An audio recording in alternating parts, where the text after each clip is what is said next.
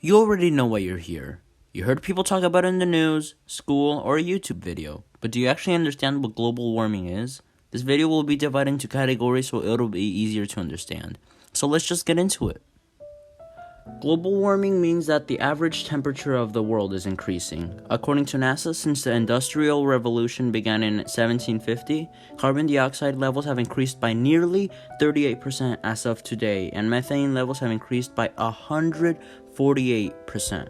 Also, in the past 50 years, we have also seen the biggest increase of average temperature recorded in human history. So, what causes global warming? What causes global warming is an effect called the greenhouse effect. Because we use fossil fuel-based sources for energy, it comes out at the cost of a lot of pollutants. These pollutants are gases we, of course, call greenhouse gases. These gases are carbon dioxide, methane, nitrous oxide, fluorinated gases. By the way, fluorinated gases are pretty much gases that we humans made. The sun releases heat to the earth, and it normally leaves, but these gases make it stay because of how thick they are. Therefore, the temperature of the world increases. But just like everything in the world, there needs to be a balance. Like, for example, without any greenhouse gases, the world would be freezing, because obviously there wouldn't be any type of heat that would be able to stay. It would just reflect out. Just like there can be too little, there can also be too much. So what are the consequences of global warming? The consequences of global warming are pretty bad. Most of the dangers are for the environment. The rising temperature is causing higher chances for the worst droughts, which means longer events with no water. And where do you think that water goes? Of course, the clouds. But it also seems like some of the locations which normally have a lot of water are gaining more water, which also means, like, for example, let's say Florida. Now that would mean that harder rainfall, which might also mean more intense hurricanes, which are no good. And I already mentioned that the temperature is changing, but that also hurts the life that's around those sensitive areas.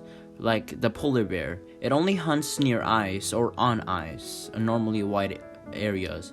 So they really depend on it, but it will be way harder to hunt when there's less of it and most of the ice and glaciers are melting.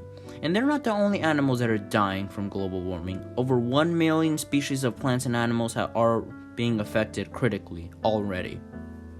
After all that, how do we solve global warming? It's complicated, but still possible. First off, we need to stop producing large quantities of greenhouse gases. One way of doing this is changing the source of power for your electricity. For example, instead of using power plants to power houses and cities, we can be using solar energy from solar panels. They may cost money, but the bills will be way smaller after, like obviously when you're paying your bills.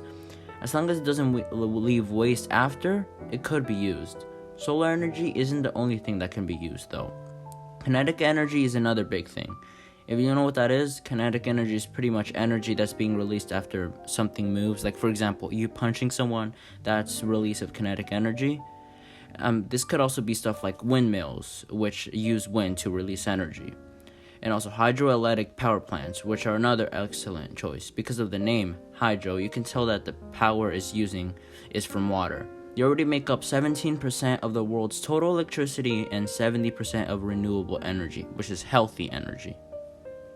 Thank you for learning about global warming. Please like, share, and subscribe, and have a nice day.